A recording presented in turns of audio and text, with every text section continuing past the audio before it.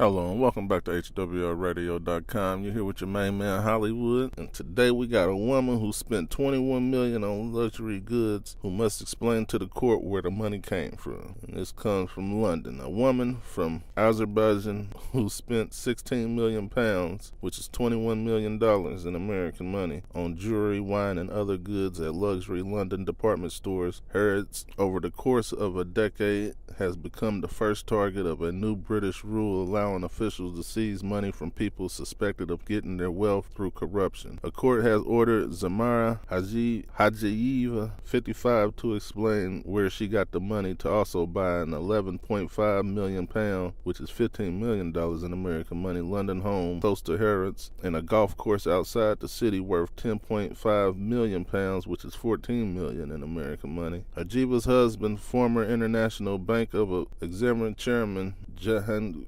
Jahavi, was sentenced to 15 years in jail in his home country in 2016 for fraud and embezzlement. The case marks Britain's first use of unexplained wealth orders, introduced this year to curb London's status as a haven for ill-gotten gains. The orders allow authorities to seize assets over £50,000, $66,000 in American money, from people suspected of corruption or links to organized crime until the owners account for how they were acquired. During previous court hearings, Hajiva was identified only as Mrs. A, but a court order granted her anonymity was lifted Wednesday. At an earlier court hearing, a lawyer for Britain's National Crime Agency gave details of her spending at Harrods, a large chunk of it using 35 credit cards issued by her husband's bank between 2006 and 2016. Hajiva spent more than £16 million at the store, including £100,000 in one day on Cartier jewelry,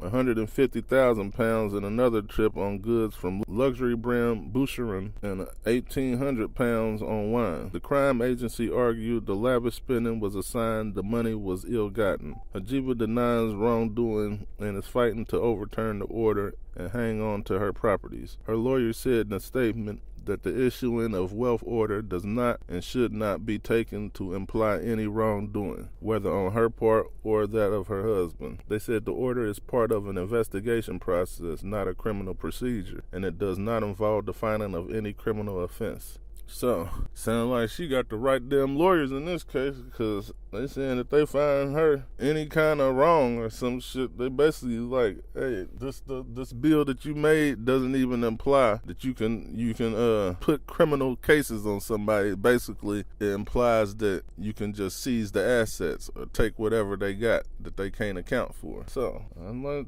to know what y'all think about this, but her husband was took down in 2016, but she's saying that the shit ain't come from nothing that got nothing to do with that, and she said she could prove it, so, and she's fighting to keep her shit. So let me know what y'all think. Y'all think she's guilty, they gonna take the shit, or you think she's gonna find a way to keep the shit? But that's gonna be the show for today. Make sure you go over to HWLRADIO.com, download the radio station app, make sure you check out the sponsors page, and shit, I'm out.